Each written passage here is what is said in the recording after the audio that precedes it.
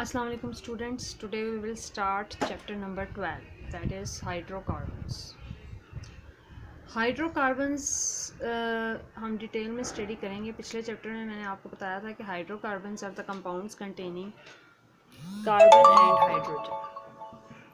These are the compounds which contains carbon and hydrogen and they are classified according to the types of bonding in them. For example मैंने आपको बताया था कि hydrocarbons are mainly classified into saturated and unsaturated hydrocarbons.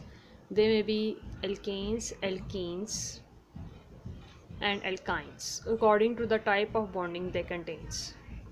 For example मैंने आपको बताया था कि alkanes contains carbon to carbon single bond, alkenes contains carbon to carbon double bond, while alkynes contains carbon to carbon triple bond.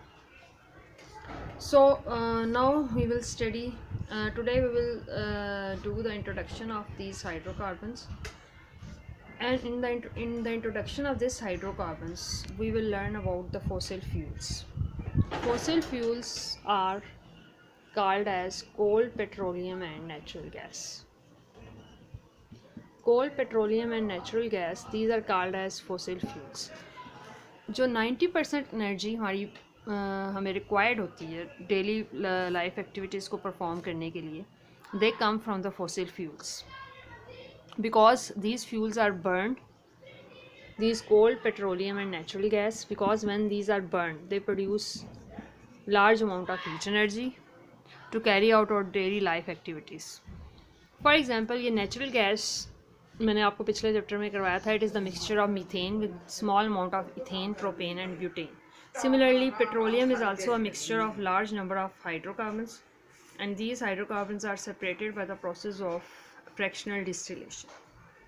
So these fuels are very important. और कोल की भी हमने पिछले चैप्टर में डिस्ट्रक्टिव डिस्टिलेशन की थी. मैंने आपको बताया था कि जब हम डिस्ट्रक्टिव डिस्टिलेशन कोल की करते हैं तो हमारे पास कोल कन्वर्ट हो जाता है into coal gas, coal tar and को.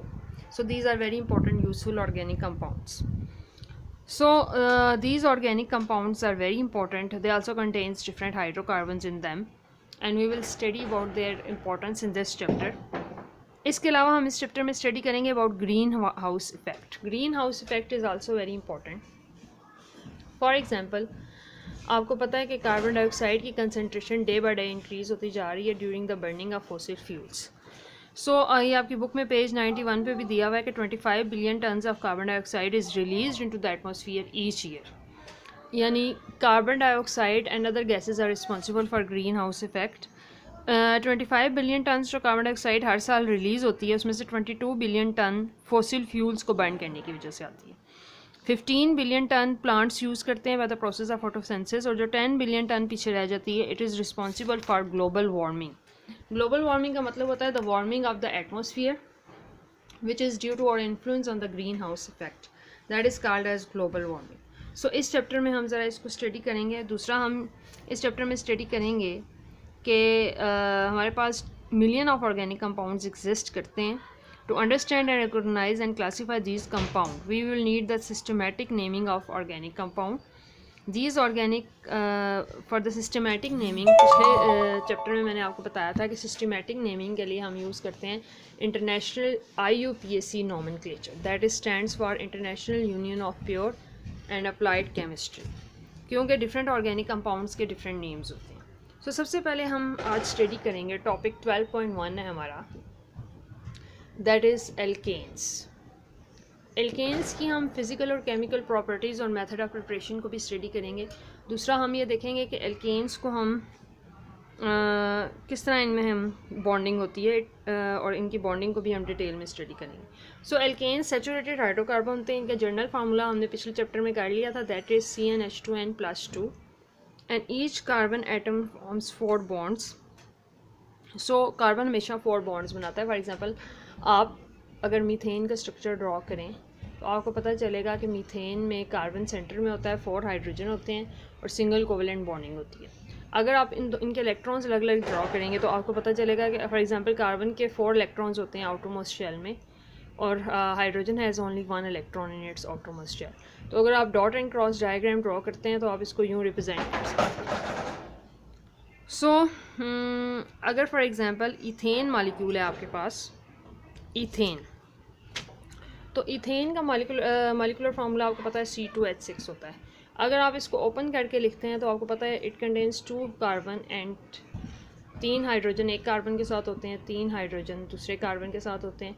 अगर आप इसकी बॉन्डिंग ड्रॉ करते हैं, अगर कार्बन के इलेक्ट्रॉन्स को आप डॉट से शो करें और हाइड्रोजन के इलेक्ट्रॉन्स को क्रॉस से, तो आप इसको इस तरह भी रिप्रेजेंट कर सकते हैं। फॉर एग्ज़ाम्पल ये दोनों कार्बन के दरमियान बॉन्ड हो रहा है तो आप इसको डॉट से शो करें। सिमिलरली हाइड्रोजन के इलेक्ट्रॉन्स को आप क्रॉस से शो करेंगे। 3 हाइड्रोजन इधर आ जाएंगे आपके पास और 3 हाइड्रोजन इस कार्बन के साथ आ जाएंगे। तो इस तरह आप स्ट्रक्चरल फार्मूला फॉर इथेन को रिप्रेजेंट कर सकते हैं। सिमिलरली आपको बुक में एग्जांपल आपको दी हुई है 12.1, draw the structural formula for propane. तो प्रोपेन के अंदर 3 कार्बन पहले आप एक चेन में ड्रॉ करेंगे और इसके साथ 8 हाइड्रोजन आप ड्रॉ करेंगे और उसके बाद आप प्रोपेन का आप यहाँ पे तो सिर्फ क्वेश्चन में आपको दिया हुआ है कि स्ट्रक्चरल फार्मूला बनाएं। अगर आप डॉट एंड क्रॉस स्ट्रक्चर बनाएंगे तो फिर आप इसको ज़रा ओपन करके electron dot and cross structure भी आप ड्रॉ कर सकते हैं। फॉर एग्जांपल आपको सेल्फ असेसमेंट एक्सरसाइज आपकी बुक में दी हुई है 12.1। सो 12.1 की जो सेल्फ असेसमेंट एक्सरसाइज है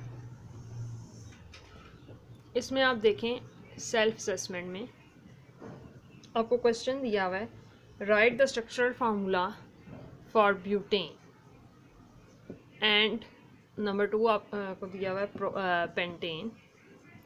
तो आप ब्यूटेन के अंदर ज़ाहिर है ब्यूटेन आपको पता है कि C4H10 होता है, जबकि पेंटेन हमारे पास होता है C5H12। तो इसी तरह जिस तरह मैंने आपको यहाँ पे dot and cross structure draw करके बताया है, आप ब्यूटेन के जब डॉट एंड क्रॉस स्ट्रक्चर बनाएंगे तो आप 4 कार्बन ड्रॉ करेंगे और फिर आप कार्बन के इलेक्ट्रॉन्स को डॉट से शो करें और हाइड्रोजन के इलेक्ट्रॉन्स को क्रॉस से शो करके डॉट एंड क्रॉस स्ट्रक्चर भी आप ड्रॉ करेंगे।